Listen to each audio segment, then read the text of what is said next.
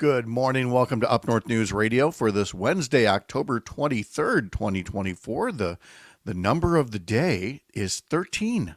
13 days till Election Day. I'm Pat Kreitlow here in Chippewa Falls. Greg Bach is at Radio Park and will be joining us shortly. And coming up on the program today, it's our weekly climate check with Melissa Baldauff. Simple question. Who needs drill baby drill when you're already getting jobs baby jobs from the Biden-Harris Inflation Reduction Act? We'll talk about new reporting on the soaring growth of Wisconsin jobs in new energy sectors. And in our second hour, we visit with Lisa Lucas from All In Wisconsin and Heather DuBois Bourenane from the Wisconsin Public Education Network, talking about a coalition of groups that are dedicated to disrupting dog whistles and overcoming misinformation as they work to improve education, protect voting rights, pursue racial justice, and more. And that's a full-time job these days, knocking down misinformation. We'll have an update, of course, on what President Obama had to say in Madison with Governor Tim Walz as part of early voting rallying and much more, all ahead coming up on this Wednesday morning across the Civic Media Radio Network, starting in 3.5 minutes. We'll see you then.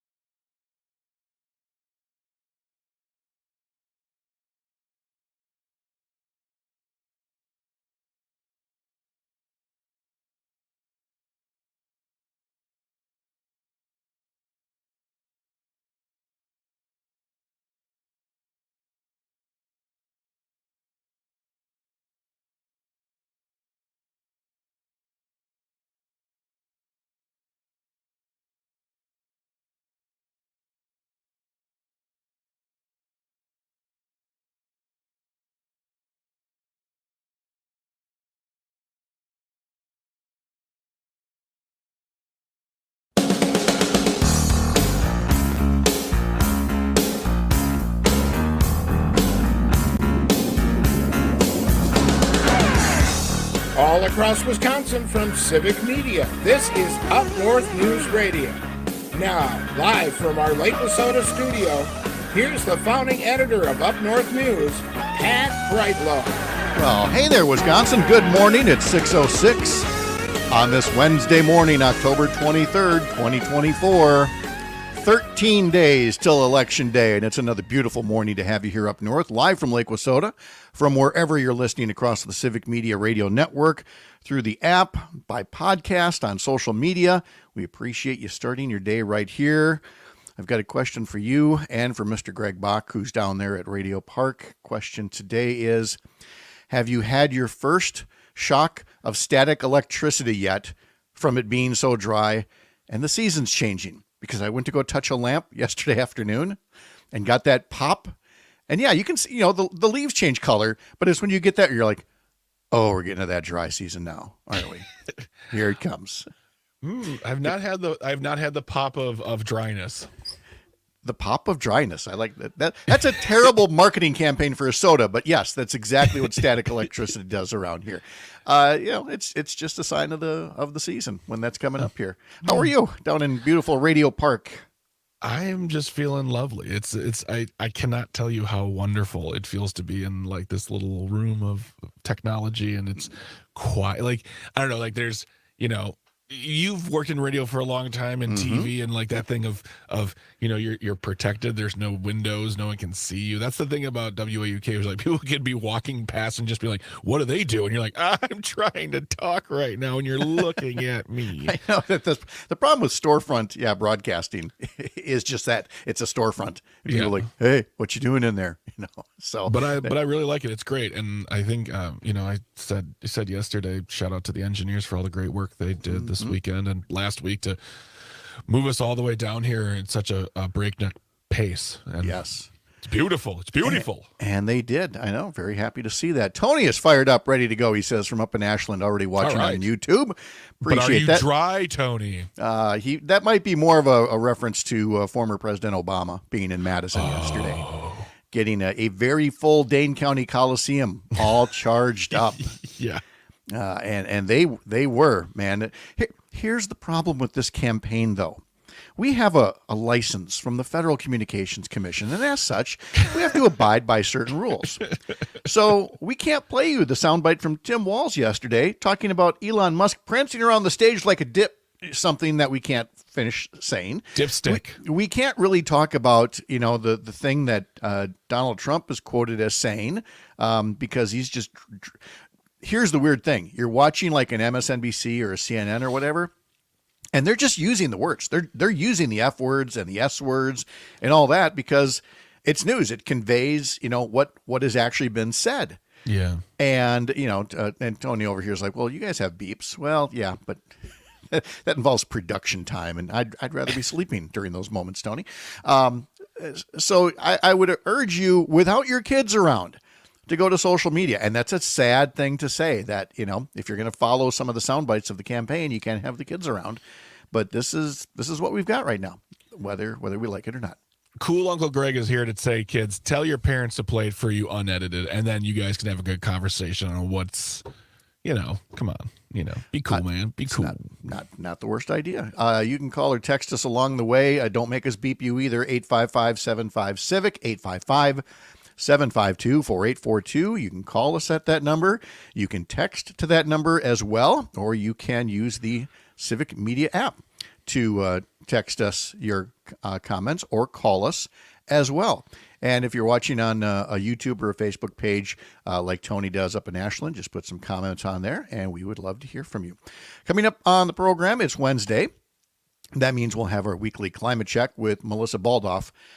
And here's the way I would put it to you. Who needs drill baby drill when you already have jobs baby jobs thanks to the Biden-Harris administration's Inflation Reduction Act? There is new reporting out on just how much new job growth is taking place in these new clean energy industries, from manufacturing to installation to research to you name it. This is where the future is going. The jobs are growing here already. And we'll have the latest on that as we combat the effects of a changing climate coming up at the bottom of this hour. Then in our next hour, we are going to be talking to our friend Heather DuBois Bourenane from the Wisconsin Public Education Network and Lisa Lucas from All In Wisconsin. That's a coalition of groups dedicated to disrupting dog whistles, overcoming misinformation, all in the effort to improve education, pursue racial justice, and protect voting rights. And that's a heavy lift these days, because it sometimes seems like there ain't nothing but misinformation out there. And to that end, I want to call your attention to the news site Wisconsin Watch at wisconsinwatch.org.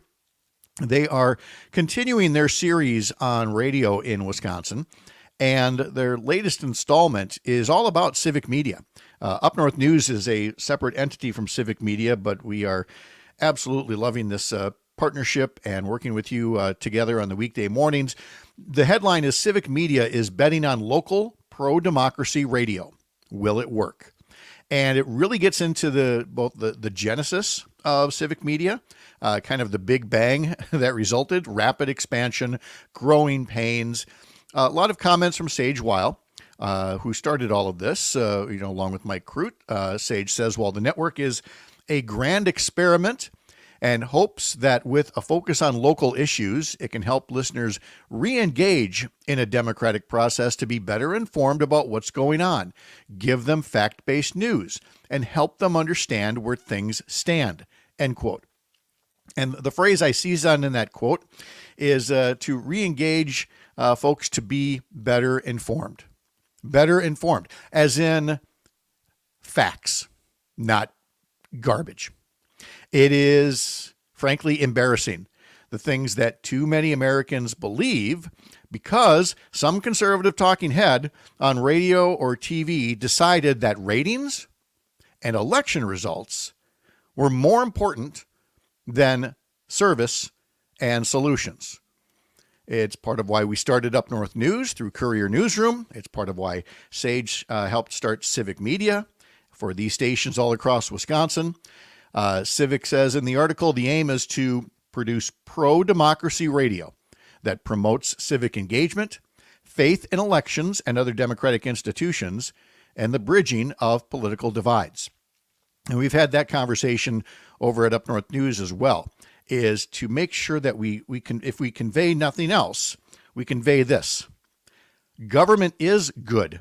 Government does good when you have good people in government who want to serve others, who want to spend our tax dollars wisely with an eye on growth and prosperity and opportunity for all. Or to put it, the other way, the way that I phrase it often is people who hate government the most should be trusted the least to run it responsibly. So again, wisconsinwatch.org has that article where you can check that out. The Up North News daily newsletter, you can get that by going to our website. Head over to upnorthnewswi.com, click subscribe in the top banner. And I was telling Greg about one of the articles Christina Laurie has put in today's newsletter. She says, we tried Wisconsin's stinkiest sandwich, so you don't have to. And Christina writes this in first person, saying that she went to Baumgartner's Cheese Store and Tavern in Monroe, where they advertise selling the stinkiest sandwich in Wisconsin, but Christina argues probably the world. 2 slices of rye bread, raw red onions, and a thick schmear of Limburger cheese. She writes, so what does it taste like? In one word, feet. That's what it smells like, too. And the science behind it backs up the, what is similar about that, the bacteria that's found on human skin. Yes, but. Well, not hungry anymore. I was going to say no. Yes, but, and I say this with all respect to Christina, who is several years my junior, but that I think a lot of people agree, as you get older, your taste buds do change. Not entirely, but I mean, you suddenly like some things you didn't think you'd like. And one of them for me is some of these cheeses like blue cheese, for example, and Cambozola, and some of these others where you're like, that's mold. Why would I eat that? And then finally you hear enough times, well, did you try it? And at some point you try it in life and you're like, Hey, that's actually pretty good. So we know obviously this place in Monroe wouldn't be selling it if people weren't buying it and saying, "Hey, I like this. This appeals to me." But I think for a lot of the younger folks, no, not so much. They certainly wouldn't be advertising it as the stinkiest sandwich in Wisconsin if they really didn't want people. You know what I mean? Like they're definitely going for something there. And I must agree with when it comes to blue cheese, that is a flavor that has grown on me over the years to the point where I got a sandwich the other day because it had blue cheese on it. I'm like, yes. Yeah, it definitely works. Tony writes from up in Ashland on YouTube. The older you get, the more you like feet. Gross, no, Tony, get up. Tony, No. Stop. No. And good morning to Mary writing in on Facebook as well. Nice to have you along for the program. And one more note from the daily newsletter also. There's an article there that sums up things that Vice President Harris and Governor Evers have been doing to try to bring some relief to the so-called sandwich generation. That would be the 54% of Americans who have to balance childcare for their kids and healthcare needs for their aging parents. And as you know, Vice President Harris has proposed Medicare coverage for at-home care. Governor Evers is starting to use American Rescue Plan funds to provide a pay boost for at-home caregivers. Now, since this has come out, two things have become very evident. One, these are big deals. These are going to affect so many people and be helpful to so many people. But the other thing is, it's not driving ratings. It's not driving interest by media. This is one of the most consequential policy initiatives proposed since the Affordable Care Act. And you quite likely have heard nothing about it in major national media. And that's unfortunate because there's a whole lot of people who, if they knew that the vice president wanted Medicare to begin covering in-home care, they'd be right up there saying, this is a big deal. And I'm glad somebody realized what we're going through, how expensive it is, and the need to have these kinds of things covered in greater amounts. It would only help Americans be more productive and less financially burdened. So check that out in our newsletter at UpNorthNewsWI.com. All right, we'll talk more about former President Obama in a rally in Madison yesterday as early voting kicks off in Wisconsin. This is Up North News Radio, live from Lake Wissota on the Civic Media Radio Network.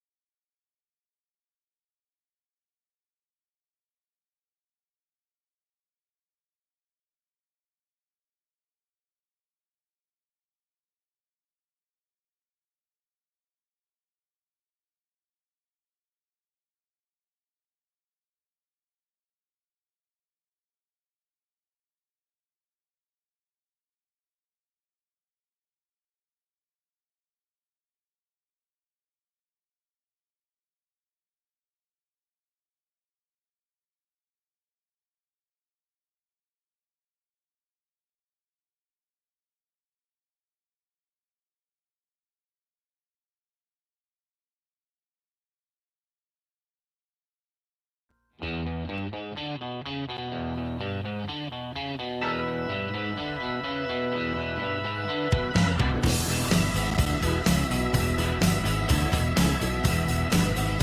Yoakam is part of today's history lesson, and we will be administering that coming up in about 30 minutes here on Up North News Radio. It's 49 degrees here in Chippewa Falls, 44 in Hayward. Wausau's at 51, La Crosse 54. It's 52 in Rapids, 46 up in Amory, 57 down in Madison, 54 in Waukesha, and it's 60 degrees at Radio Park in Racine. On Civic Media today, on the stations across the network here, many stations will be hearing the Earl Ingram Show at 8 a.m. Senator Tammy Baldwin is Earl's guest coming up in the 8 a.m. hour. Greg and Jane Matinaire have Matinaire on air starting at 10 a.m. And it appears here, Mr. Bach, you'll be talking to one Lieutenant Governor Sarah Rodriguez about issues in the campaign. So we're talking early voting, baby. That's right. That is the big thing that's going on here right now. So that's coming up at 10:30. Then at 11:30, public cervix announcement with Dr. Laura Hanks. So get set to increase your medical literacy or get your questions answered, right? And honestly, if you have any questions for the doctor during that segment, you can always text us. You can email us. And we'll keep it private. It doesn't have to be about, because Dr. Hanks is an OBGYN, doesn't have to be about that topic either. So any specific or general medical questions, send them our way. All right. Sounds great. Tony says he's very excited to hear about both of these guests and notes that it's 43 in Ashland. And Deborah, good morning to you. Thank you for the comment. Mary suggests that she too likes Limburger cheese. Gail writes it on Facebook, Limburger and German brick cheese. German brick. Yeah. It's again, people like what they like. There's so many more. I've heard of it. I don't know that I've ever had it, but it's all in that kind of that same family, shall we say. Yeah. So open up your horizons. Try a new kind of cheese. The Milwaukee Bucks open the NBA season tonight in Philadelphia. They'll be doing so without Chris Middleton. The three-time All-Star still has not had any 5-on-5 work during the preseason. He continues to recover from off-season surgeries to each of his ankles. That's got to be rough. So the Bucks open up tonight in Philadelphia. And let's see, as far as Civic Media goes, some of the stations that are airing sports coming up. Of course, we've got Saturday's Badger football game against third-ranked Penn State. The pregame is at 4:30 on Civic Media stations in Amory, Wisconsin Rapids, Racine, Kenosha, and Richland Center. You've got the Packers playing at Jacksonville Sunday at noon. Pregame at 10 on stations in Racine, Kenosha, Richland Center, and Park Falls. You've got the UW Badger men's hockey game, Friday's game at Denver University, starting at 7:30 on WFHR in Wisconsin Rapids. And, of course, you can catch high school sports all across the Civic Media Radio Network and on the Civic Media app as well. I mentioned, was it yesterday or the day before, that Pink was canceling her show at the Fiserv Forum? Well, now another big Milwaukee concert has been canceled. Justin Timberlake has canceled his Milwaukee show and several others. That was supposed to be next Monday, and he has moved the show to February 22nd. The announcement said, "Hey guys, I haven't been feeling great the last few shows. It turns out I have bronchitis and laryngitis. And as people who in broadcasting have to use our yappers, we'll go along with that. That's a good excuse." Is it low ticket solditis? I don't know. I doubt it for Justin Timberlake, but it's always possible. So again, whether it's Pink tonight or Justin Timberlake next Monday in Milwaukee are no go. And check out the dates for when they're going to be rescheduled.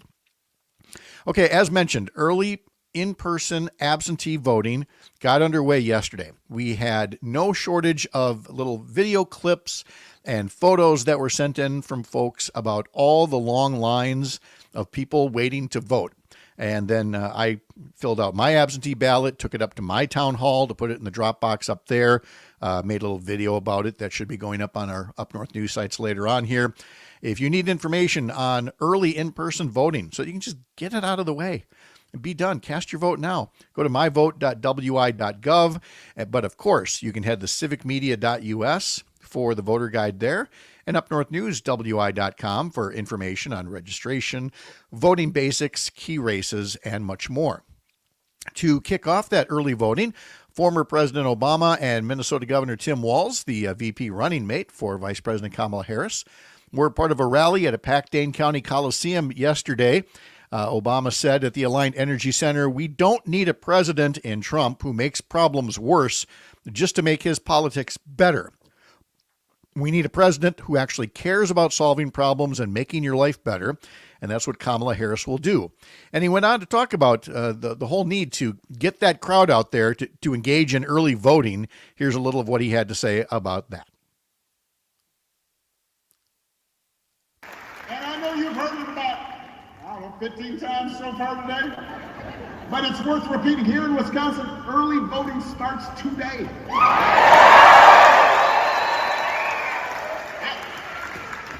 If you haven't voted yet, I won't be offended if you just walk out right now. Go vote. I voted yesterday. I got Chicago. I got my ballot, filled it in, sealed it, signed it. And then I walked, which I don't always get a chance to do. And Secret Service got nervous, but I said, no, let's walk to a mailbox. And my younger staff was like, what's that blue thing? And I said, that's a mailbox. And you put stuff in it, and then it goes to the place you're sending it. They weren't familiar with mailboxes. But you should be, because if you got an absentee ballot, you can mail it in, or you can use a drop box if your municipality offers one, like mine does up at the town hall. You can use it that way. You can use it in Wausau as well, where the drop box has been returned, the one that was pilfered by the mayor, Doug Denny, who confirmed yesterday that the State Department of Justice had taken some of his electronics, his phone, his wife's phone, and some other items as well as part of their investigation into his removal of the drop box before it was opened up and available for use. Denny said, quote, "This is an unfortunate distraction. We were not harmed, but it was a traumatic experience." Well, buddy, don't do the crime. Can't do the time.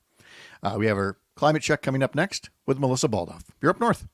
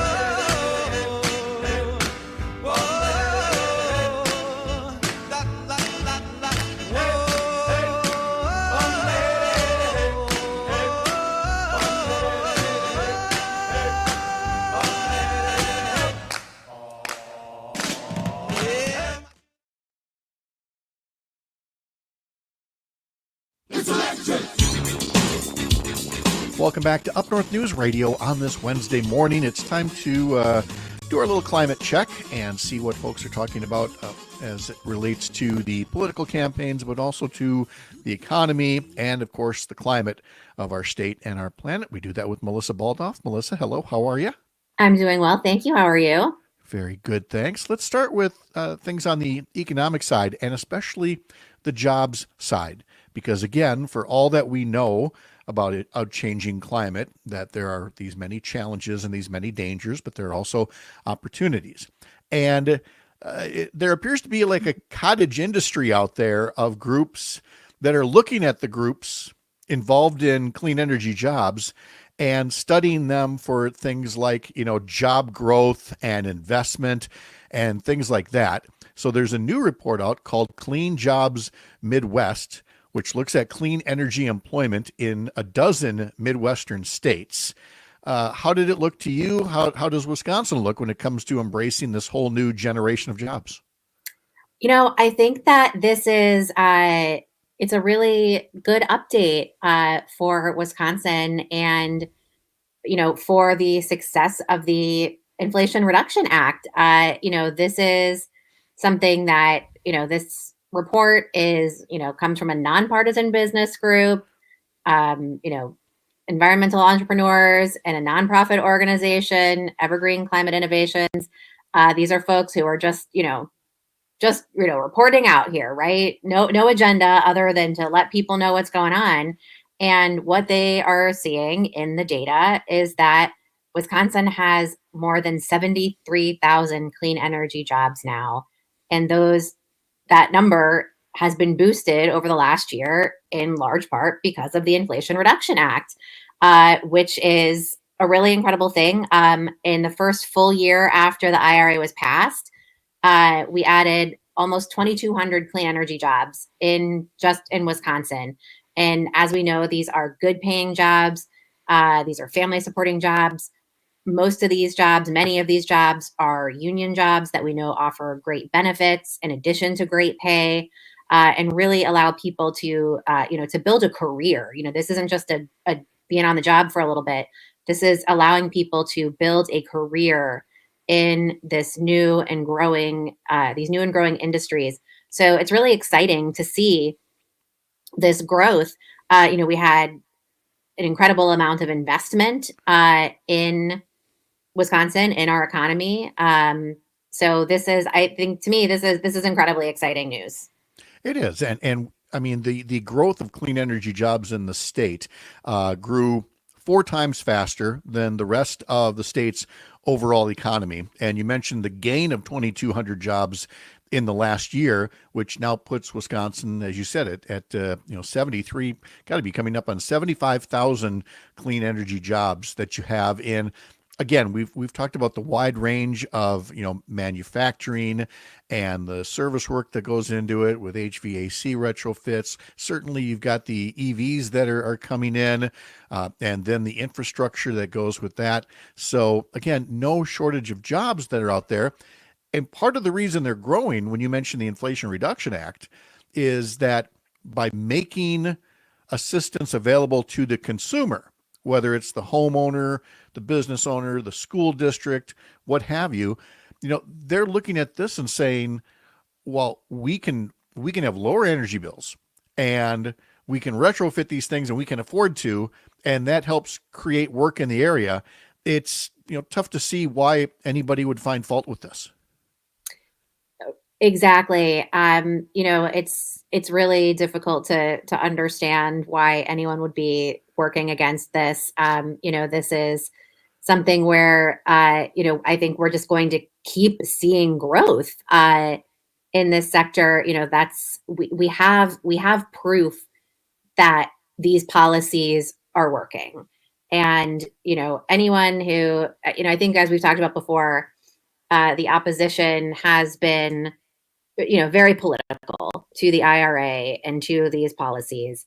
But even if, there were some people who maybe had some, sincere questions about these policies and if this is the right way to invest our federal resources and the right way to, boost our economy and the right way to invest in our workforce, we have proof now that this is working. We have evidence that these policies are effective, that clean jobs are growing faster than the overall economy, that they bring private investment, that they create jobs, that this is going to be a consistent uh, market that is going to grow.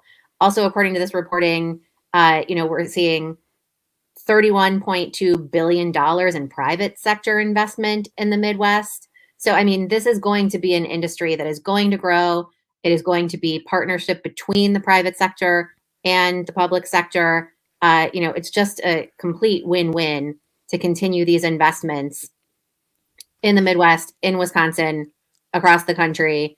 There's nothing partisan about this. At least there shouldn't be anything partisan about good paying jobs that lift up our economy. Right. And by the way, this isn't being done just by, the large utilities, for example. Small businesses are driving this kind of job growth. Last year, nearly 70% of the clean energy businesses in the region were small businesses. They employed fewer than 20 people. And so all of this is working toward the good and being measured in different ways. There's another story that was out there. I see you found it on Wisconsin Public Radio, reporting on, boosting jobs in Wisconsin. Or then there's this Milwaukee Journal Sentinel story from Climate Central that analyzed the state's public and private sector spending on clean energy since 2018. I thought it was interesting. The story clearly made it out to be interesting as well from Madeline Heim, that Wisconsin is actually putting more investment into solar than some other states. I don't know if it's really clear as to why that is, if that's just where the opportunities have been for entrepreneurship. But, compared to what were some of the other things they measured against, like EV infrastructure and things like that. So I was curious that, there's a lot to be said about the growth of jobs in sunny Wisconsin. Right. I do think that is, it's interesting, but, I do think that is something where, we have had, maybe a little bit less hostility from Republicans on solar. So there is a little bit more opportunity there, I think. And also, frankly, we are seeing, interest from from utilities in, partnering with labor. We saw Wisconsin with a, first in the nation pledge from the major utilities to work with labor on their large scale utility solar projects. So, I think that there's a lot of interest from a lot of different partners in Wisconsin on solar. So I think that makes a lot of sense to see that investment there and that interest there. So it's exciting to know that, $6 billion is going into that, or of the $6 billion in clean energy technologies, nearly $4 billion of it is in solar. So, I mean, that's exciting for that industry. But of course, I think a lot of folks would like to see some of the other industries catch up. Increasingly,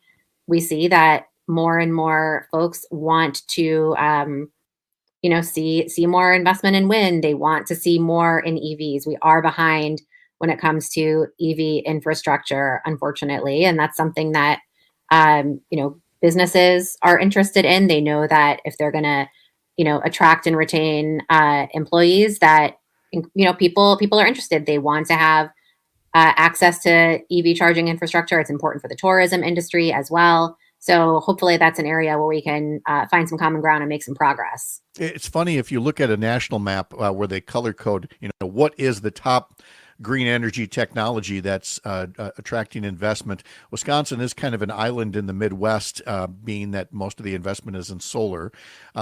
Much of the Midwest, from Minnesota out to Pennsylvania, down to Missouri, a lot of that is in zero emission vehicles, like you said. The South is big into investing into heat pumps, which makes sense because they're looking for any new cost-efficient ways to cool the increasingly hot air down there in the South. And then did you notice one all by itself, little West Virginia, the home of Joe Manchin, and their top technology investment is carbon management. In other words, just stop making things even worse. Could you do that for us, please, before you invest in everything else? So in that sense, we're ahead of a few folks out there on the curve. That's true. As an expression a former boss of mine liked to use was that the opportunities have been carefully preserved for us. So I think that's true here. And it was, I'll give a hint, and I will say that it is someone who had to clean up a mess left by Scott Walker in Milwaukee County to say that the opportunities had been carefully preserved for everyone who wanted to fix things in Milwaukee County. So that's fine. That's fine. The opportunities are here. The opportunities are here, and I think that there will be, there will continue to be a lot of interest to make progress and to get some things done here, because there's, like we said, there's this evidence that this is making a difference in our economy and for our workforce. And so to bring it to the political end of things again, it just does make you wonder why, for all the times that, Donald Trump talks about being a builder, why he wouldn't want to embrace something like this.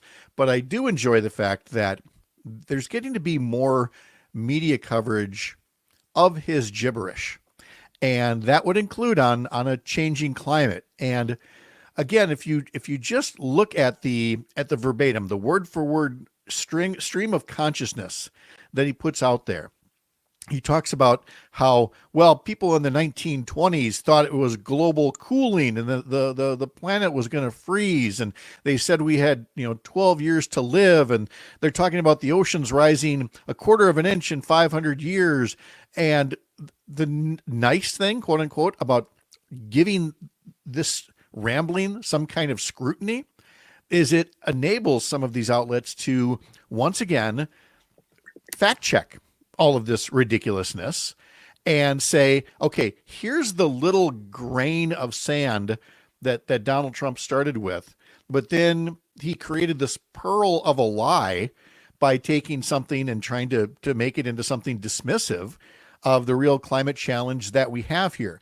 So in my mind, despite how long this election campaign has lasted, and it's lasted a long time, but I think you also are getting a Trump fatigue factor when he rambles on like this about something like a changing climate, which so much of the population of all political persuasions knows is very real and knows that there are opportunities that we could take advantage of. So, so you didn't find the weave to be impressive and stunning and magnificent? No, the weave is, none of those things. It's a Saturday Night Live skit, which James Austin Johnson has perfected, and that's great for comedy. But again, this is something that it's not going to work. It's not going to work from our economy. It's not going to work for the planet, and it's not going to work for the investments that we need to be making in the jobs of the future. So I think people they're going to understand what we're building off of when you look at the Inflation Reduction Act, which again, in my mind, always unfortunately named. There should have been more said about it, but I think they were also trying to avoid getting tagged with that whole Green New Deal thing, because that, of course, has been so vilified, again, with so much misinformation, that if this is what it takes for the jobs to just keep growing and for these other companies to keep counting the jobs and reporting on the jobs so that we can tell you all about the new jobs, then I guess that's the way that we'll have to go on this. All right, Melissa, thank you so much as always. And boy, only a couple more of these, and then we've got ourselves an election here.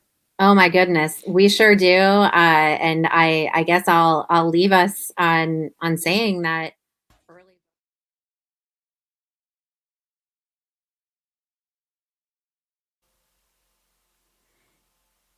And there's Melissa now. Good morning.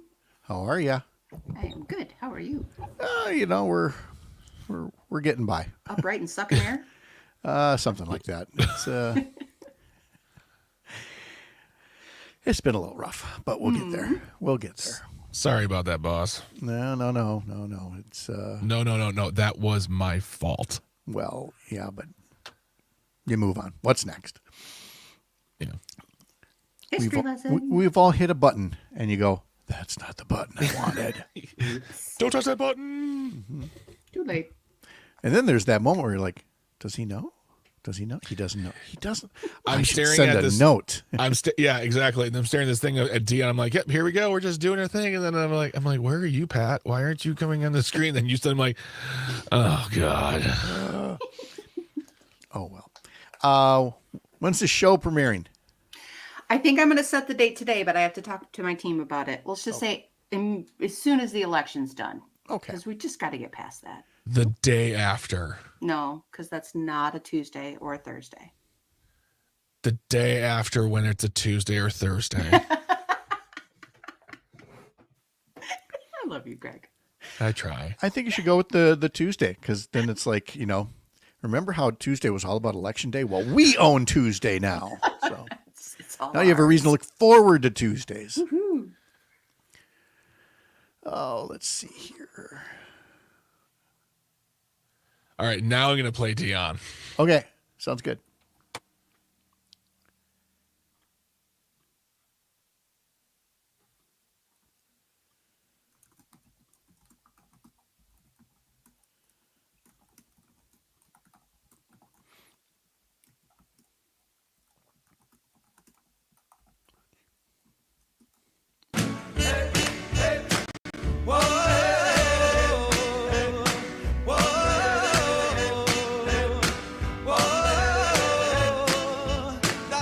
Dion DiMucci had the number one hit this day in 1961 with Runaround Sue, kicking off today's history lesson with our ever-present Wednesday morning friend, Melissa Kaye from WFHR WIRI. How are you? Ever present. Well, ever-present on Wednesdays. So. Yes. No. Good morning. I'm excellent. It's dark outside, but I have coffee, so all is well. I noticed that was a big mug I saw you swigging just Yes. beforehand. Let's take a My look at mer- that I have a thing. trio Oh my of God. mermaid mugs. It's a tree trunk. I have a trio of these, and they all have a different mood. So pay attention to what one I'm drinking in the morning. You'll know what mood I'm in. Okay, which one is that one? This is, I don't know, how would you describe that? Kind of Isn't mermaid, arrogant right? souciance. Okay, you went to college. We get it. I'm gonna have to take your word for that, I think. Did you say arrogant souciance? Yes, I don't even know if that's a thing. Just look like her face. She got it from the same place where she got the pompatus of love. She talked to Steve Miller Band. She bought it from a guy named Maurice. I don't know. Yeah. Wow. Rob says, good morning, Melissa. Thank you for all the wonderful work that you do. Oh, thanks, Rob. Giving you straight up greetings from the listeners here. Let's see. Back to the history lesson. Did you have an iPod? Before there was an iPhone, there was an iPod. Did you own an iPod? What are you laughing about? I had The way you one said it, iPod. Well, because if it said iPod, you'd be I like, had an oh, you mean an iPod. iPhone? I Yeah. grew it in my backyard in the cabbage patch. No, I had one actually. It was the best $300 investment that I ever made. $300. Wow. Yeah. And I Yep. loved the heck out of that thing until it died. I Yep. had Yeah. so much music on there, and I'm so sad for its loss. I know. Yeah, I'm sure mine is in a basement graveyard of electronics someplace. Apple released the iPod on this day in 2001. Wow. Yeah, I know. Remember, you thought, this is never going away. This right. technology is Oh, here yep. to stay. Yep. No, the next one I bought died a lot quicker. Yeah, Oh, thanks, yeah. Apple. Yeah. Yep, exactly. No, don't like it. This is the anniversary of the birth of golfer Chichi Rodriguez. He passed away this past August at the age of 88. He was born 89 years ago today, forever immortalized on the sitcom WKRP in Cincinnati by the one, the only, Les Nessman. Turning to sports, winner of this week's Gulf Coast Golf Classic was Chai Rodriguez. Chai finished with a 9 under par score. Chichi Rodriguez. Les just looks at him. Mr. Rodriguez will play up. Nobody corrects Les Nessman. Nobody. Birthdays today also include Weird Al Yankovic. Turns 65 today. Hey, It's my first concert. Was it really? He was opening for the Monkees. Opening for the Monkees. Where was this at? Marcus Amphitheater, 1986. Nice. Johnny Carson was born this day in 1925, passed away in 2005. We played Dwight Yoakam a little earlier. He's 68 years old today. Actor Ryan Reynolds is 48 years old today. And enough of this upbeat, Weird Al stuff. Let's get really mellow here. The number one song this day in 1976 was by Chicago. Here's the little bell that I play there, just for that. We had to pay him scale for that. As a union job, buddy. Slow skate, everyone. Slow skating. Couple skate only. Red light, green light after this. Red light, green light after this song. On this day in 2007, Carrie Underwood released her second studio album, Carnival Ride, which debuted at number 1. The single Last Name earned her a Grammy for Best Female Country Vocal Performance.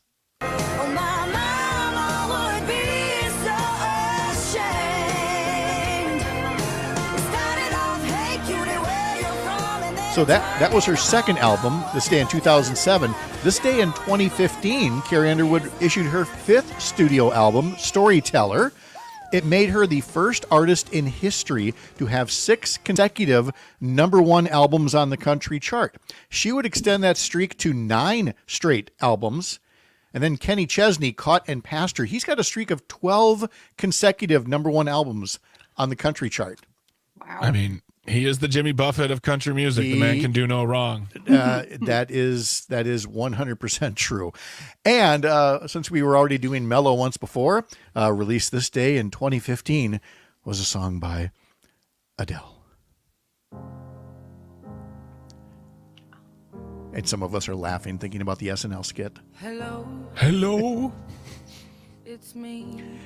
This was the number 1 song on music charts in a record 36 countries. People It's in so- 36 countries were like, yeah, this is my favorite song right now. It's so good. Her She's voice so is good. just so I feel like, fantastic. yeah, and I feel like she's like this trend of like streaming services. She still sells albums. Like, that's amazing to me. Yeah, I mean, she puts together a concept for an album. It's not just some compilation. And I have to say, my favorite video of this song is my 5-year-old niece singing it with all of her heart. Oh, that's So beautiful. lovely. She'll hate me for saying because she's just turned 14, but it's the best. That's great. What is happening in Wisconsin Rapids radio world by you, Melissa? Oh, well, we're excited because we just had two episodes. No, that's not right. 2 editions of our new newsletter. And this week we have an article on high school sports. I'm so excited. They're going to love it. The way you rub your hands together. It's I so am not- diabolical. I am not a sports fan, but I got to applaud young high school athletics and athletic teams and young kids doing their thing. And the article is great. Just wait till you read it. Wonderful. Well, Well thank done, you, Michael Melissa. Comer. All right. Hey, thanks for the visit. Have a great day. Always good to see you guys. All right. Coming up in our next hour, the group All In Wisconsin and its battle to counter misinformation along the way as we head into these final 13 days of the campaign. With a reminder, you can read the voting guides at UpNorthNewsWI.com and civicmedia.us. This is Up North News Radio, live from Lake Wissota on the Civic Media Radio Network. I'm Pat Reitlow. Everybody dance. Sway. Hello. Goodbye. When this is all over, we should have a party, but we Yes. should all just sleep. I got it on the hello. Oh! Nice. Way to go, Greg. Wait, a holiday party? You mean like a company holiday party, but we just sleep? No, like an election's over party and we Oh, just sleep. and we just sleep. Yeah. I like I would be fine with that if a certain outcome happens. If it doesn't, I'm just gonna be like, holiday party, hide under your desk. Well, at that point, I'll be packing up for the re-education camps. So Yeah. I'll be busy at that point. Pat, do you have a song for Todd that you want specifically today? I don't. Bye, Melissa. Bye, Melissa. Thank you. I do not. I can pick another art. Like I can pick. I was looking. How about another Dwight Yoakam song? All right, I'll look for Aight. something. Let's do that. Aight. All right. And I don't know if you want to go with the Rock and Roll High School at 7:30, or I if picked we just go off the board. I did Teach Your Children by CSN. I love it. Perfect. It's a little nicer. I don't know. It is. All right. Sounds good. All right.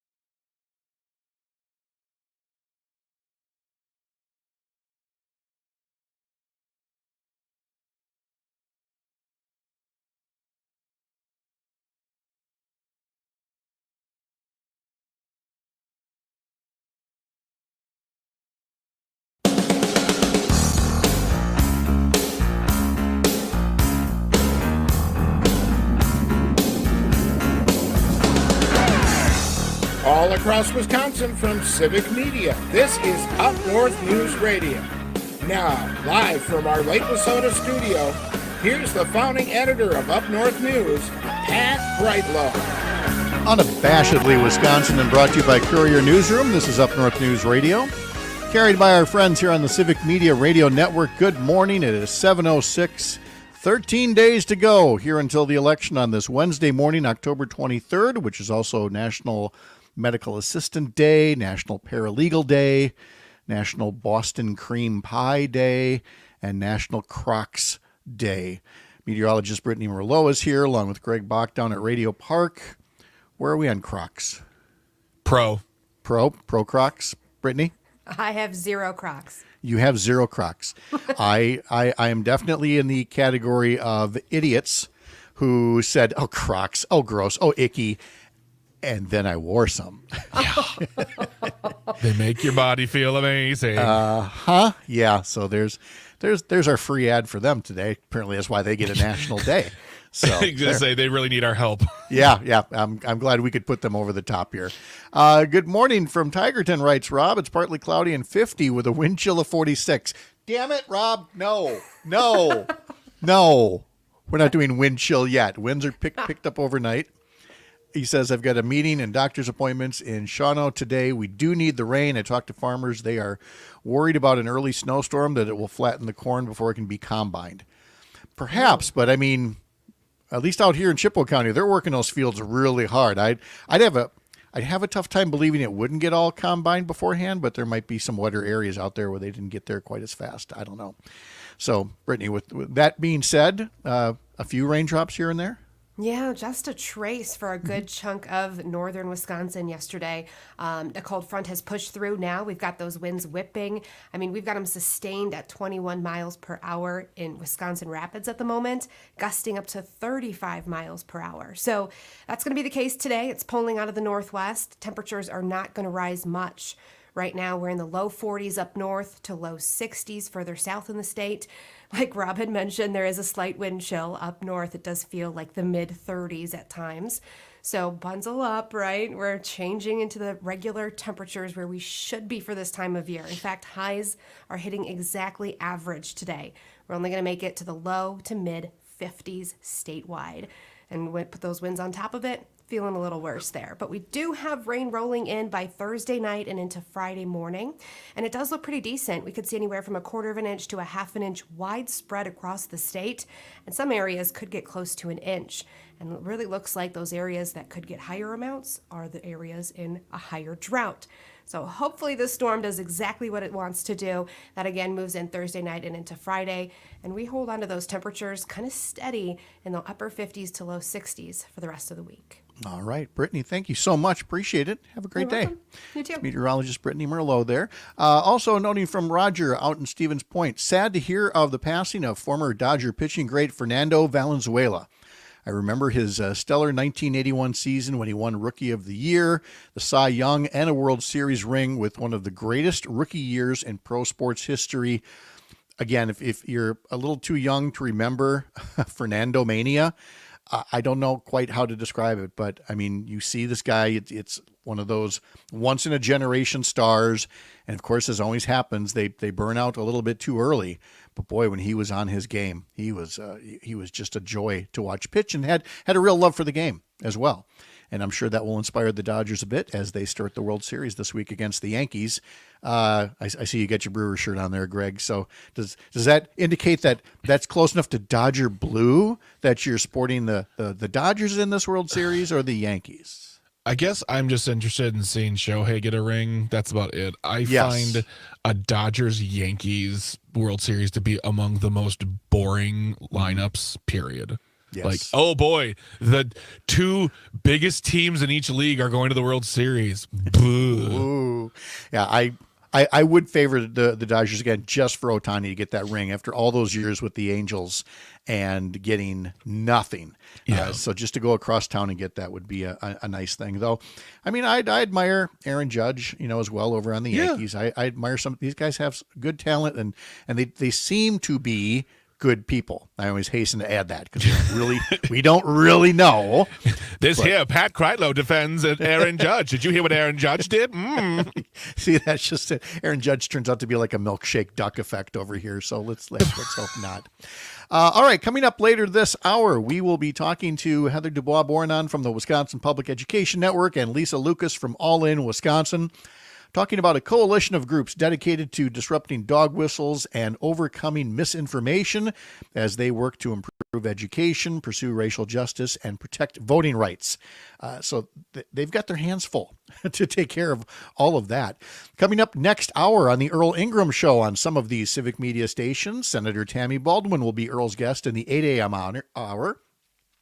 Matt on Air with Greg Buck and Jane Matt coming up at 10:30. Lieutenant Governor Sarah Rodriguez will be joining the program as well. So a lot to watch today, but we've had a lot to watch the past several days here. We've had so many VIPs coming through the area, and Up North News reporter Elizabeth Montemurro is among the people who are in those press gaggles and in those crowds. At first, it's like, oh, hey, this VIP is coming to town. And then another, and then another. And Elizabeth, good morning. I guess this is just Wisconsin's way of being popular. That's exactly right, Pat. And I'm not singing Wicked. Okay, that's okay. At this hour, but I'll hum it. So where all have you been? There's been more than a few of these events. You had Barack Obama and Tim Walz yesterday at the Dane County Coliseum for early voting. You've had the folks at the top and the middle of the ticket. You've had surrogates. I mean, have you gotten a scrapbook yet to keep track of everything you're doing this year? I really should start one, but I've attended 3 events in the last 4 days, and I just saw this morning there's more folks coming to town later this week. So who knows what the rest of the week will bring, but it's been an all-star lineup coming to the state with, less than 14 days to go now. On Saturday, the cast of The West Wing was in Waukesha County. Yes. They kicked off a canvass with the Waukesha County Dems, really fired them up and sent them on their way to go do the work of democracy. And, this was also before they had planned speaking events, as there is a new West Wing book that is out. Yes, I have not dropped nearly as many hints as I should with certain daughters of mine about a Christmas wish list. So yeah, West Wing book is there. Watch this as I send that telepathically to both girls right now. Continue, Elizabeth. So the West Wing cast was here. They were at the Waukesha County Dems office. And Bradley Whitford, of course, the Madison native, he kind of went over and above, just what the West Wing cast was doing. Exactly. He, I think, really kicked off the theme that I've been seeing the last few days, and that, the stakes are high in this election. Here's what Bradley Whitford had to say.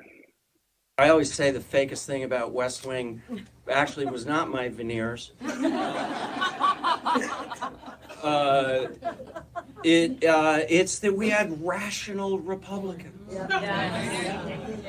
If I walked into the writer's room and said, hey, how about the guy we're running against, like a spray tanned,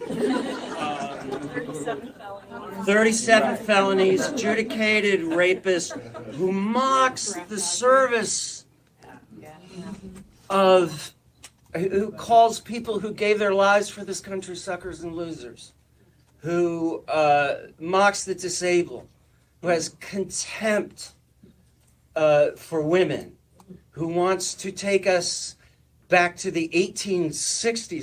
Yeah, and that was he then gave very spirited remarks at the Coliseum yesterday ahead of the rally, and he's been a pretty reliable presence every 4 years at these rallies, getting his fellow Wisconsinites fired up and ready to go, as they say. Exactly. He could not have been a prouder Wisconsinite. I've seen him a couple times come through the state over the years, and the passion seems to just grow the longer that he's lived outside of the state. Yes. And when you mention rational Republicans, I mean, my thoughts immediately went to John Goodman, who played the Republican Speaker of the House, Glenn Allen Walken. And the drama when he had to temporarily take over the duties of president. Now, he was the Bartlett administration's arch nemesis. I mean, they were butting heads on everything.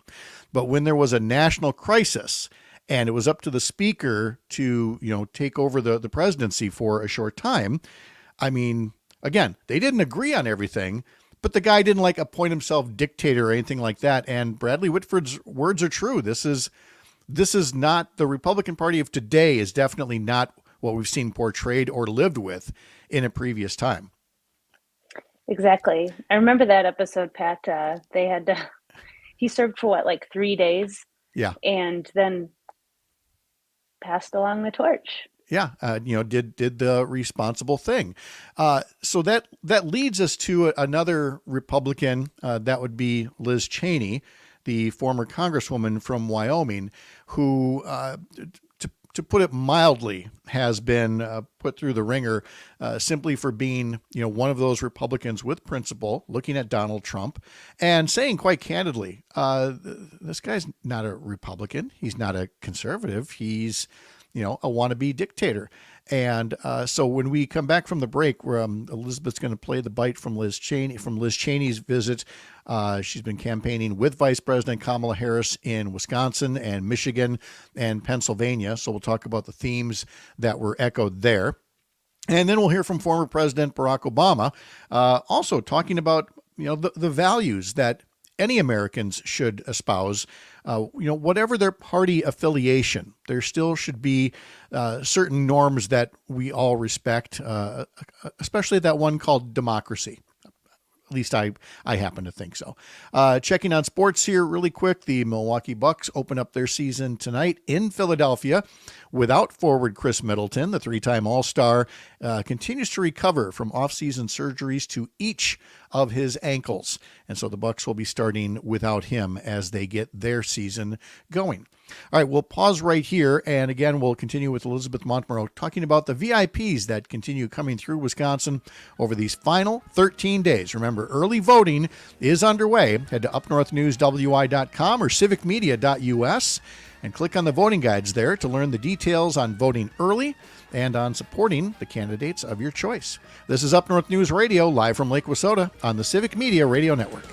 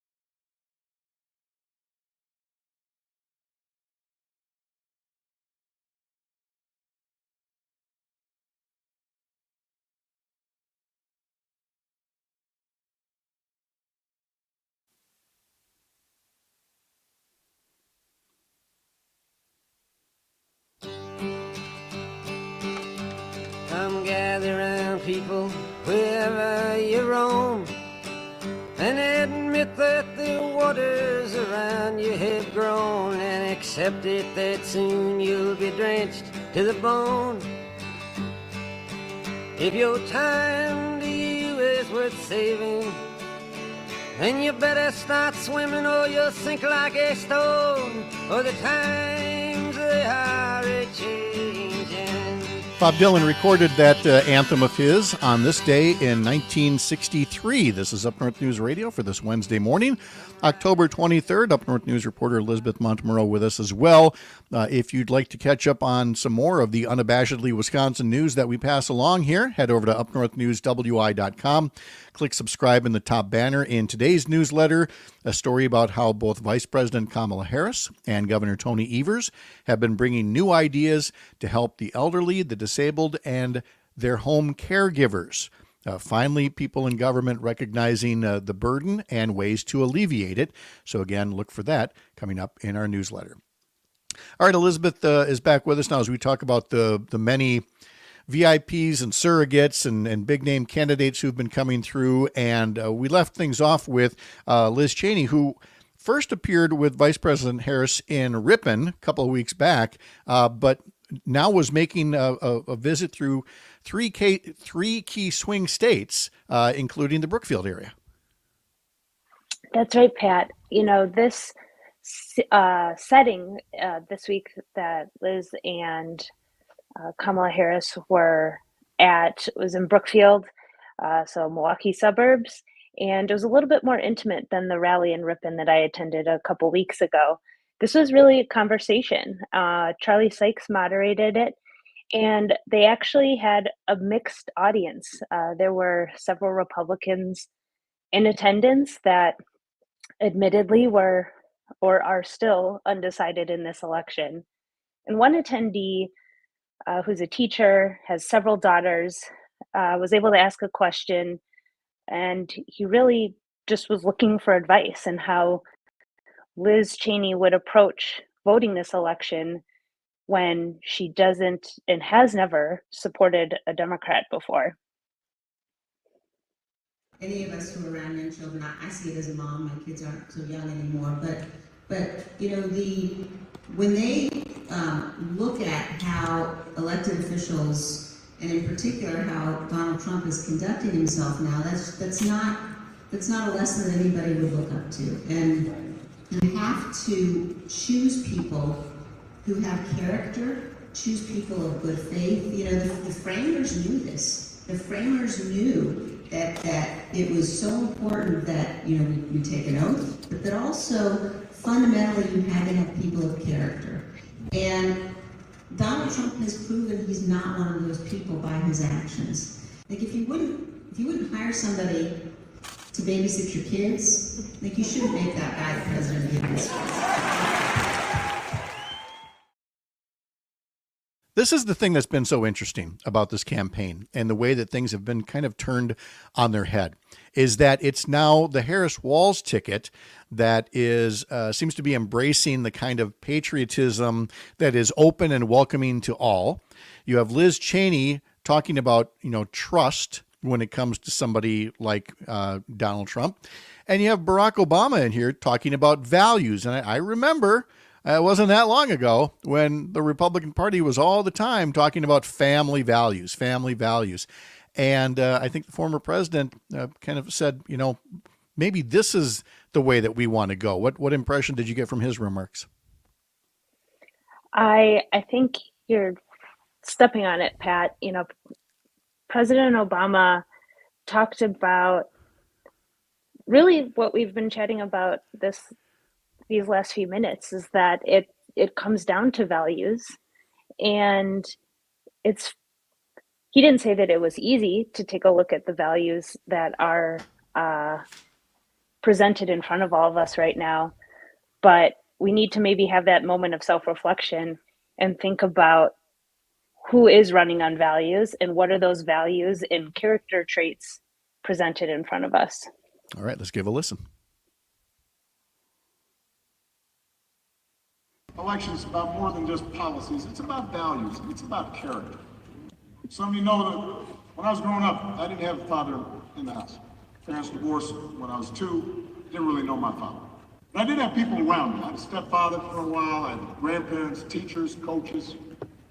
Most of all, my mom, who tried to teach me the difference between right and wrong, who showed me what it meant to be honest and to work hard and to be responsible and to treat people the way I wanted to be treated.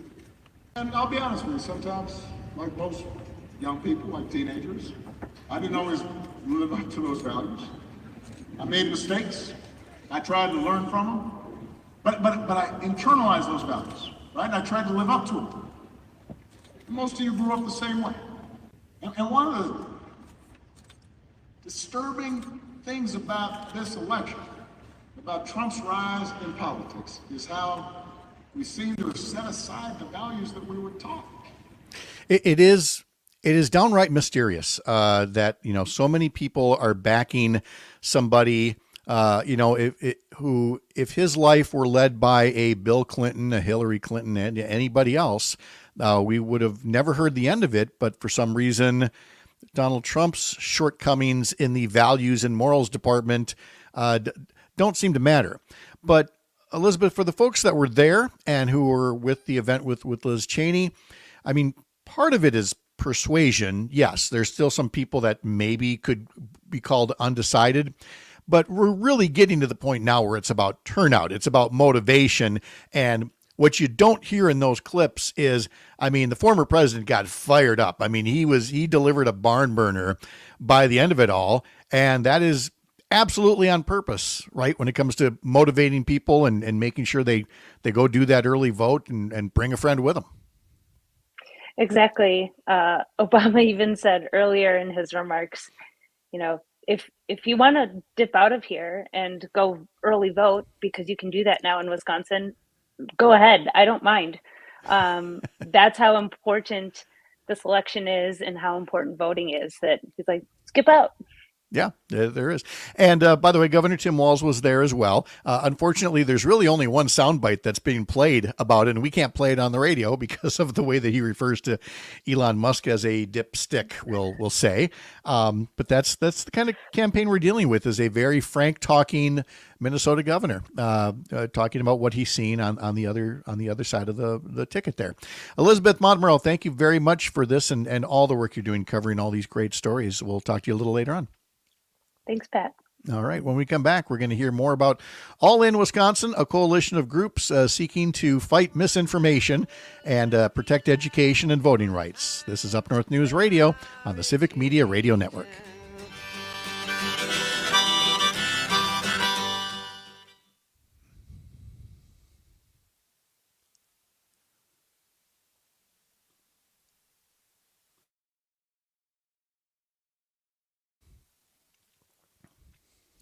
Good morning, Lisa.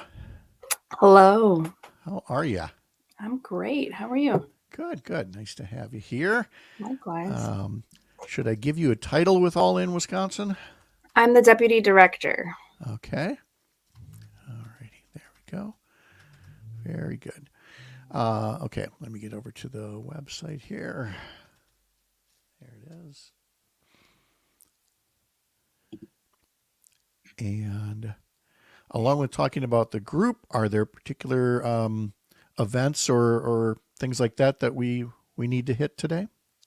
I think what I'm going to do is mostly just support Heather and like WP and stuff. Mm-hmm. And talk Okay. a little bit about some of the messaging that we're doing. Wonderful. Okay. That'll be great. All right. Heather should be here shortly, so I'm going to tuck you back in the waiting room here since this is a long break, and that way you can make all the noise you want, and I'll come get you in a couple minutes. Sure. Thanks, Pat. Okay. Thanks.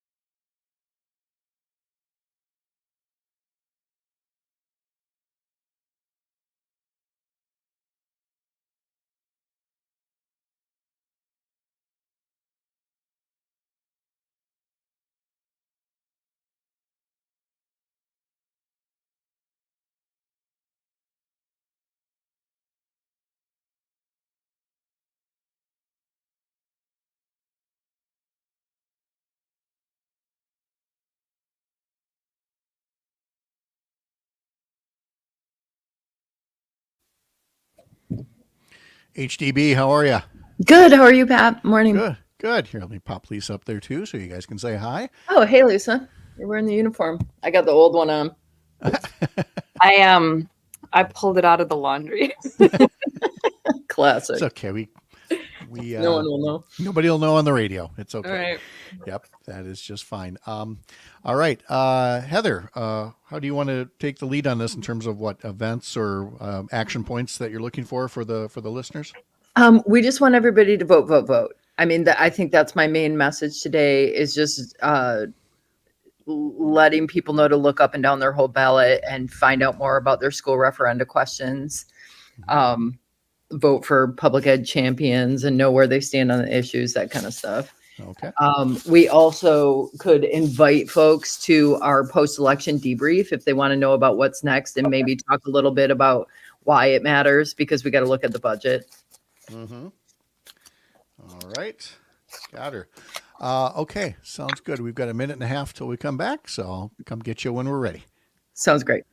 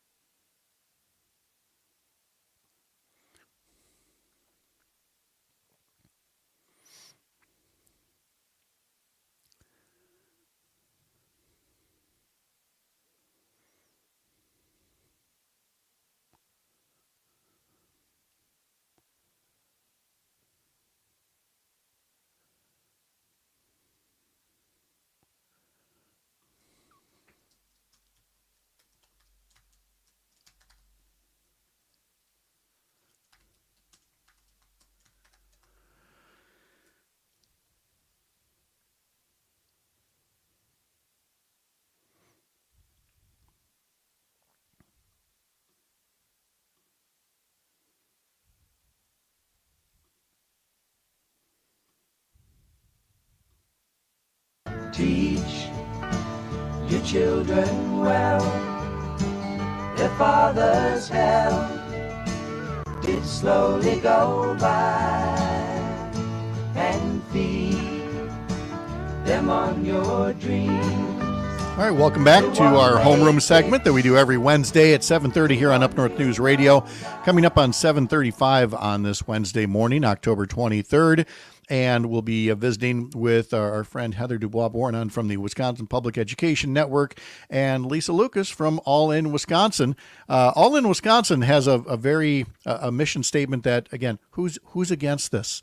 All In Wisconsin is a communications organization that centers our communities, disrupts dog whistles, and provides a narrative foundation to win racial justice. Lisa, good morning. I think you hit the nail on the head. I mean, somebody's got to do right in this election campaign, and it's not a small lift to fight dog whistles and misinformation. Yeah. Good morning, Pat. Hi, Heather. Hey.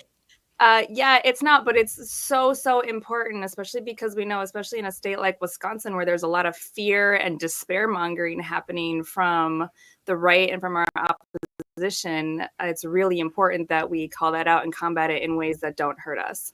Yeah. And Heather, you know, from a public education standpoint, the amount of either myths, misinformation, I'd argue disinformation, and ways to correct the record have meant you will never, ever be bored.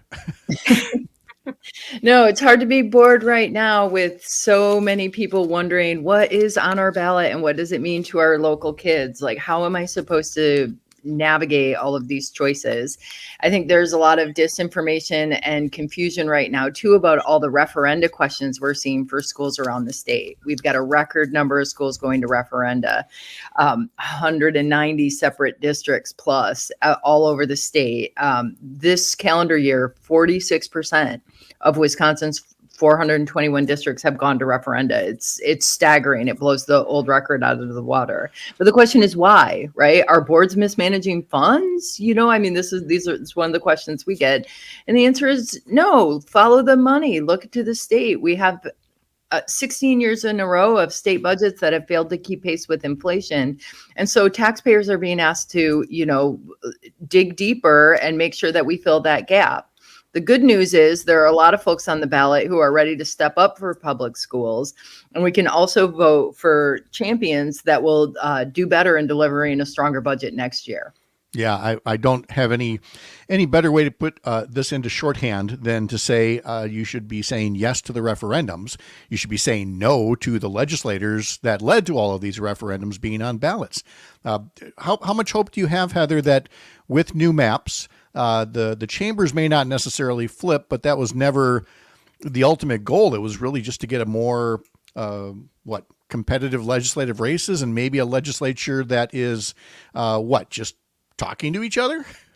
Yeah, and there's a real chance now to actually hold lawmakers accountable. I mean, with those ridiculously gerrymandered maps, folks were able to get away with some really bizarre positions that weren't aligned with the concerns and needs of local communities. And I think that era is bound to come to an end as these seats are more competitive. And so what we hope to see is more concern and care for what's happening in our public schools across all political opinions, and some serious coming together on the things that matter most. Yeah. I mean, we have an opportunity now with still looking at a massive surplus to really start setting the course right for public schools, to fund special education, to pull back on the rampant spending on privatization, vouchers, and independent charters that's just sucking money away from the kids who need it most in our public schools. And so let's do it. It all starts with your vote at the ballot box. You can elect public school champions, and you can vote yes on referenda to make sure that kids have the resources they need right now to go back to school this year with more supports, because the state certainly isn't doing its job in that area. Lisa, do you feel like you're having to talk to a lot of voters about the importance of voting down ballot? Because you do see that drop off, people that vote just in the presidential race and nothing else, or maybe the presidential and the U.S. Senate and nothing else, even though there's legislative races, congressional races, referendums, constitutional amendments. Do you have to do a lot of communication along those lines?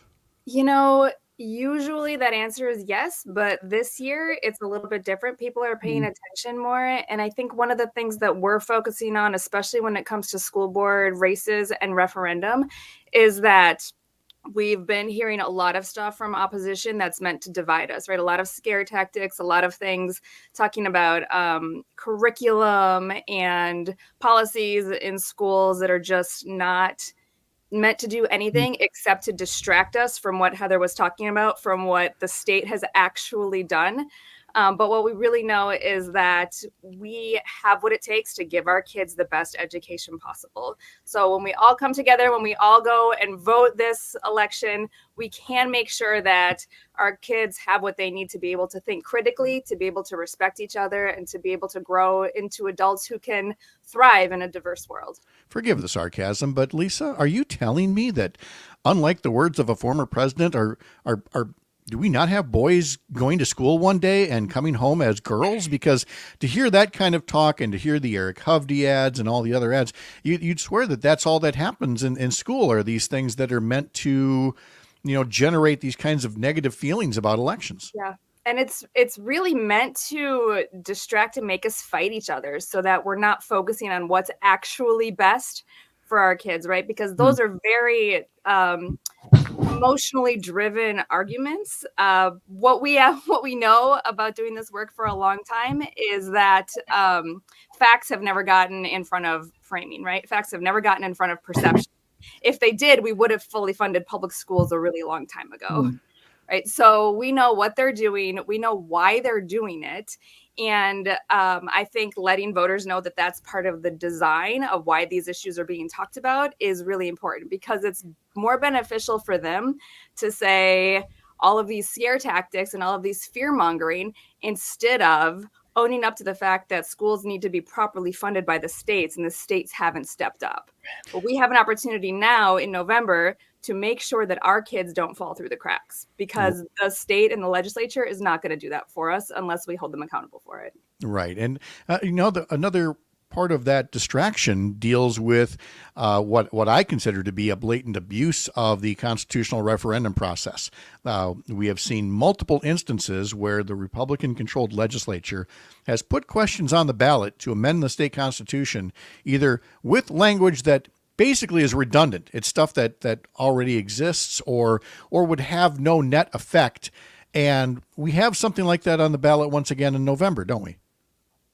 We absolutely do. Once again, just like in April, they're trying to erode voting rights through underhanded tactics, right? And they're using, once again, racially coded language to do it. So they can point the finger at people, so they can not actually use racist terms, so they can feign ignorance about what their intentions are. But we know that the wording on the ballot right now is designed to eventually undermine voter confidence and drive a wedge between all of our communities.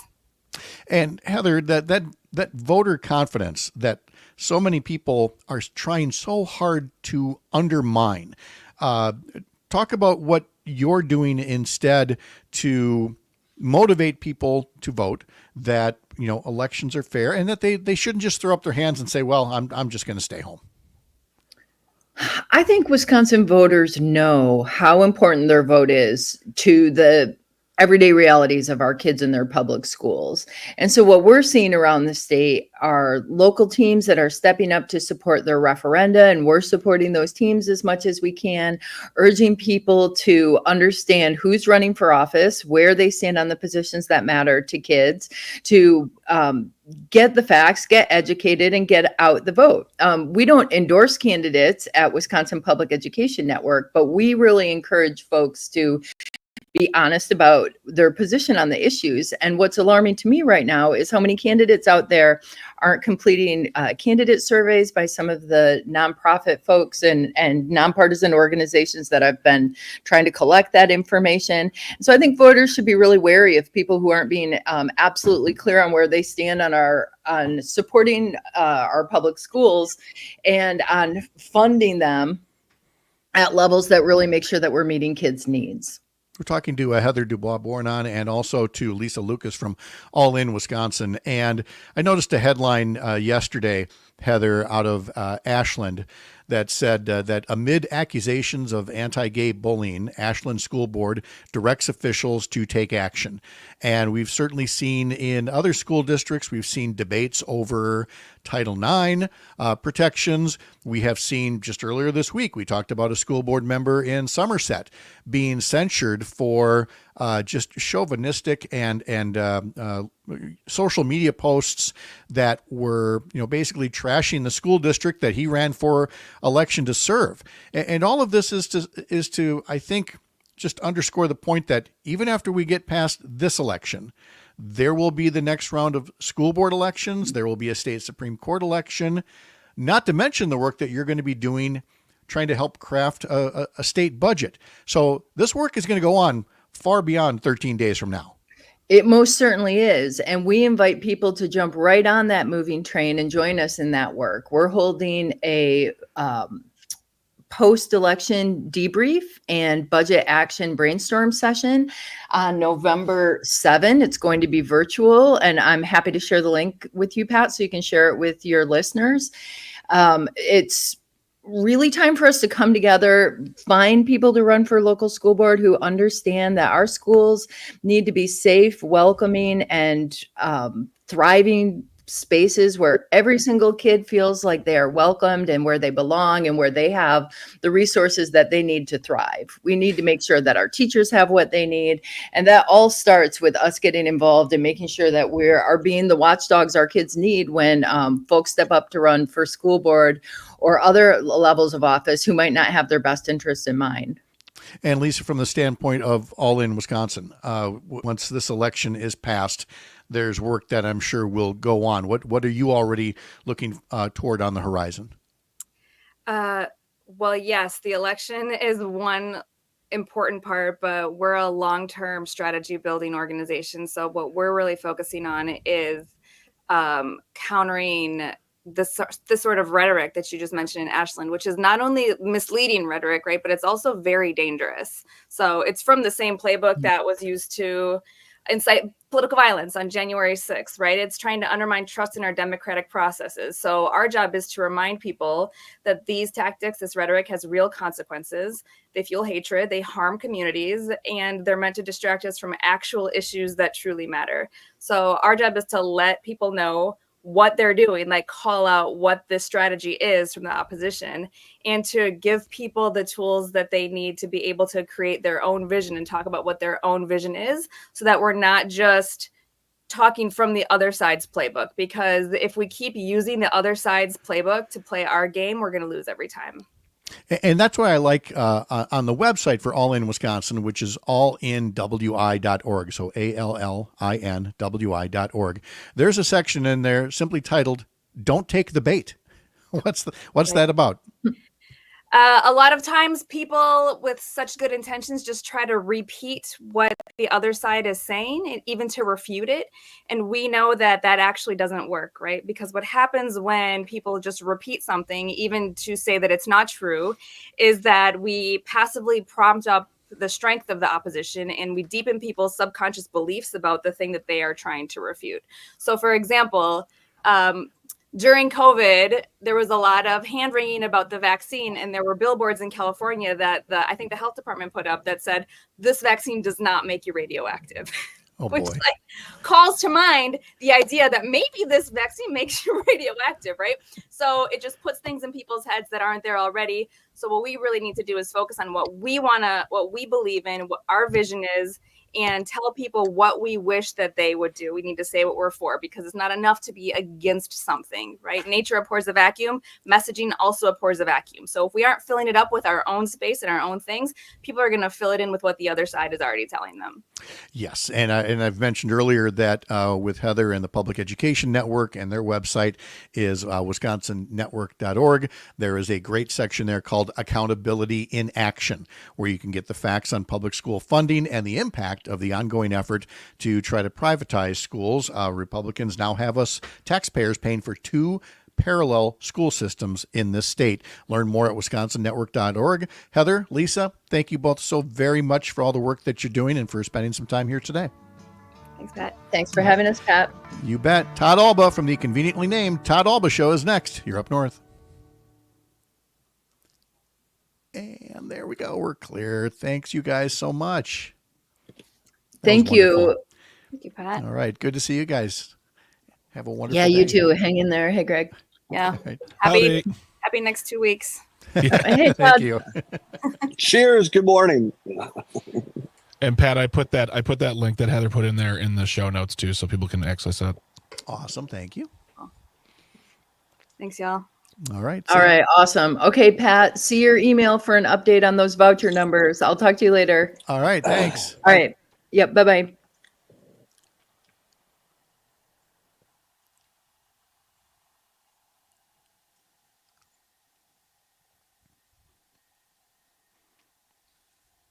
Based on the last segment, I would like to start off this segment by reminding viewers and listeners that eating at McDonald's will not make you gay. Todd Alba with an agenda. Oh boy. There's no connection to the fact that my mom constantly fed me Happy Meals as a kid. Well, no, because you're one of the least happy people I know. That there can't be a correlation there. Jeepers. That's hilarious. Oh boy. All right. So a little coffee on the balcony again today. I just thought, it's fall. It seems like a nice morning just to fall, relax. y'all. Yes. When do I get to relax? Oh, believe me, Greg, this is fleeting. Oh, Greg, I once again, I'm trying to make these show notes not so unwieldy, and I've actually only made it worse. I did have a song in there for Todd, but I had it on my share of the notes, not yours. It was going to be Maureen McGovern singing "The Morning After." Like, there will be some hope. This election will end someday. So maybe next week. All right, here we go.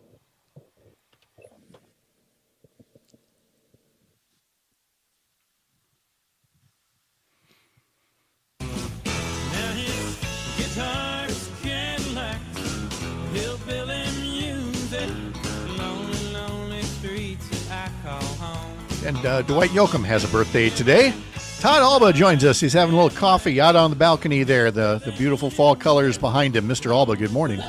Good morning. You could not have picked a better song. Good. I saw Dwight Yoakam once. Richland Center in my hometown in southwest Wisconsin used to have a big, called Star Spangled Celebration. Big country acts used to come in. Dwight Yoakam was there one year. He is one of my favorite artists. And if you've never dialed up or bought his CD album or downloaded the album, it's simply called Dwight. I think it's Dwight Yoakam, the acoustic album.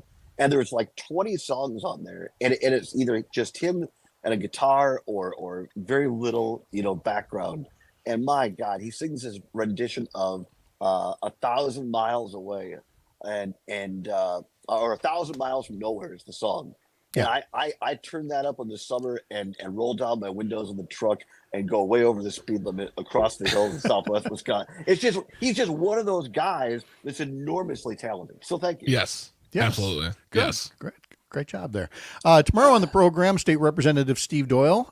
Then we'll have Luann Bird, a candidate for Assembly, in our Women Win Wisconsin segment, powered by Motherhood for Good. And, of course, Joe Zepecki.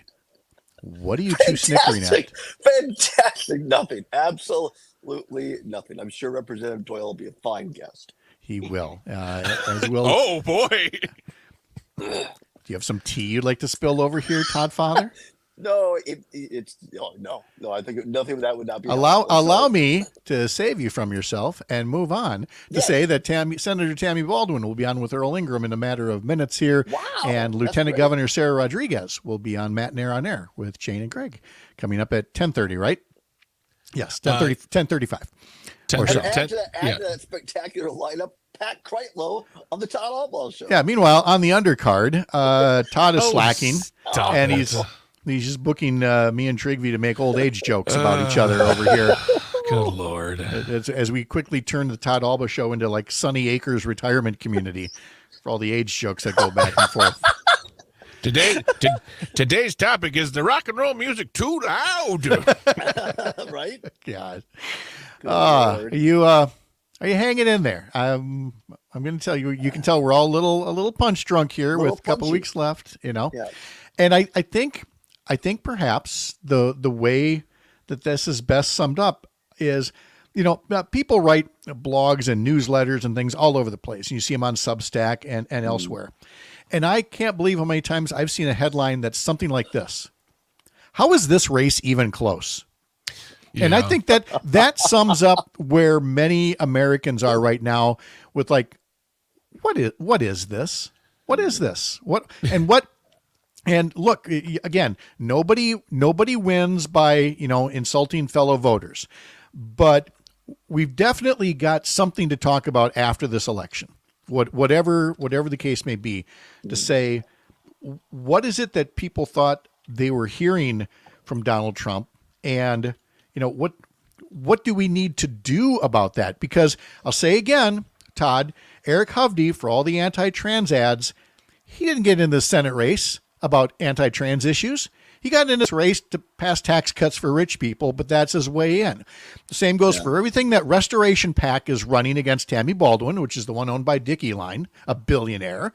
It doesn't care less about crime or the border or LGBTQ issues. This is about tax cuts for the wealthy. And yet somehow it's not connecting with folks because they're much more riled up by we can't have boys becoming girls in a day in classrooms. Lordy, these schools can't afford printer paper. How are they affording to do surgeries in school? Every time I hear this stuff, every time I think about it, I think of that SNL sketch, John Lovitz as Michael Dukakis, who utters the famous words, I can't believe I'm losing to this guy. I can't tell you how many times I played that in 2012, knowing that I was losing a congressional race to Sean Duffy. I'm like, I can't believe I'm losing to this guy. But, that is part of the mystery of election campaigning, Todd, is what resonates and what doesn't. Well done, Mr. Bach. Our friend Trigby called me last night, actually, from Lincoln Project to talk about today's show. And I picked up the phone and said, Trigby, what's up? And he says, Todd, why is it so close? See? And he's a guy who's looking at a lot of numbers. I think number one, as people like Trivy who see a lot of numbers, legit numbers, have said, is despite what you're hearing in polls, folks, the race has been very consistent. Yes, it's been close, but it stayed very consistent. And I think that's just reiterates why it's so important, as our friend Luke Mathers likes to say, be a voter, have a plan to vote. Yesterday marked the first day where we could all vote in person early. I would encourage all of us to do that. I'm going to be doing that. That's my plan, to be a voter. But look, it's to your point earlier, Pat, I don't know why some of this stuff is catching on and getting traction. I think it goes back. We played this cut yesterday from Vice President Harris, where I thought her compassion, her empathy, and her understanding were on full display. And she told a crowd over the last couple of days, she said, look, I get it. There's a lot of anxiety, and that's okay.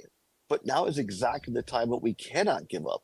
If you're anxious, vote. If you're anxious, talk to someone else and get them to vote. And we just have to hang in there. You know, I'm sure none of our bosses like this. I said yesterday, I said, when you hear ads on the radio or television, turn them off. When you get mailers in the mail, throw them into the recycling. Don't look at any advertising. Don't listen from anybody from here on out. Just don't listen to it. Well, yeah, because and right now, trust your gut. Trust your gut. That's my message, Pat. Yeah, because right now it's about motivating people to turn out or motivating people to stay home. And so don't think that there's any more persuasion that's going on here. So if you're going to vote early and then tell friends to vote. That's the only true way out of this mess. Todd Alba's back at noon. Thank you very much, sir. Appreciate it. My pleasure. All right, Mr. Bach is back in 2 hours with Matt Nair on air. And as mentioned, tomorrow we have Joe Zepecki and folks running for legislative office here across Wisconsin. Up North News Radio, back tomorrow morning at 6 a.m. I'm Pat Kreitlow. Have a great Wednesday. See you tomorrow. Up North.